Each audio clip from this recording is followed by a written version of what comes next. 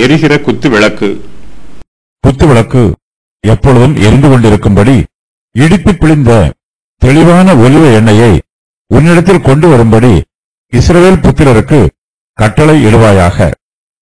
ஆசரிப்பு கூடாரத்தில் சாட்சி சந்நிதிக்கு முன்னிருக்கும் திரைச்சீலைக்கு வெளிப்புறமாக ஆரோனும் அவன் குமாரரும் சாயங்காலம் தொடங்கி விடியற்காலம் மட்டும் கர்த்தருடைய சந்நிதானத்தில் அந்த விளக்கை எரிய வைக்க கடவர்கள்.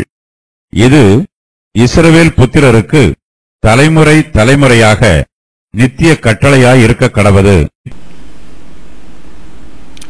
ஆசரிப்பு கூடாரத்தில் குத்து விளக்கு வைக்கப்பட்டிருக்கிறது.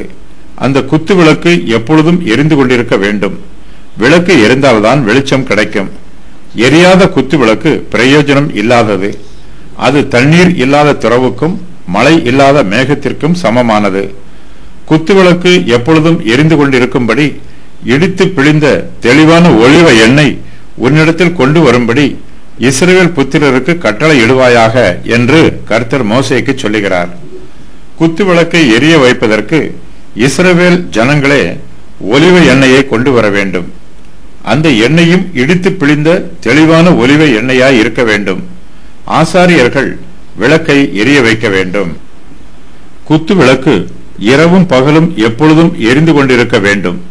மாலையில் இருந்து காலை வரை மட்டுமே விளக்கு எரிய வேண்டும் என்று யாத்திராகமம் 27:21, லேவியராகமம் 24:3 ஆகிய வசனங்களில் கூறப்பட்டுள்ளதாக பொருள் கொள்ளக்கூடாது. விளக்கில் உள்ள எண்ணெயை காலையிலும் மாலையிலும் சரி செய்வதை இந்த வசனங்கள் குறிப்பிடுகிறது. ஆசரிப்பு கூடாரத்தில் சாட்சி சந்நிதிக்கு முன்னிருக்கும் திரைச்சீலைக்கு வெளிப்புறமாக ஆரோனும் அவன் குமாரரும் சாயங்காலம் தொடங்கி விடியற்காலம் மட்டும் கர்த்தருடைய சன்னிதானத்தில் அந்த விளக்கை எரிய வைக்க கடவர்கள். இது இஸ்ரவேல் புத்திரருக்கு தலைமுறை தலைமுறையாக நித்திய கட்டளையாய் இருக்க கடவது என்று கர்த்தர் சொல்லுகிறார்.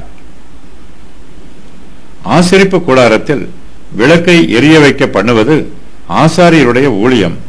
புதிய ஏற்பாட்டு காலத்தில் கர்த்தருடைய ஊழியக்காரர்கள் வேத வாக்கியங்களை ஜனங்களுக்கு பிரசங்கம் பண்ண வேண்டும். வேதத்தின் ரகசியங்களை அவர்களுக்கு போதிக்க வேண்டும். பரிசுத்த வேதாகமம் விளக்குக்கு ஒப்பாக இருக்கிறது. அதன் வெளிச்சம் தெரிவதற்காக ஊழியக்காரர்கள் வேத வாக்கியங்களை ஜனங்களுக்கு போதிக்க வேண்டும். கர்த்தருடைய சபை இந்த பூமியிலே அவருடைய ஆசரிப்பு கூடாரமாய் இருக்கிறது. இந்த பகுதியோடு ஆசரிப்பு கூடாரத்தை உண்டு பண்ணும் முதலாவது பகுதி நிறைவு பெறுகிறது.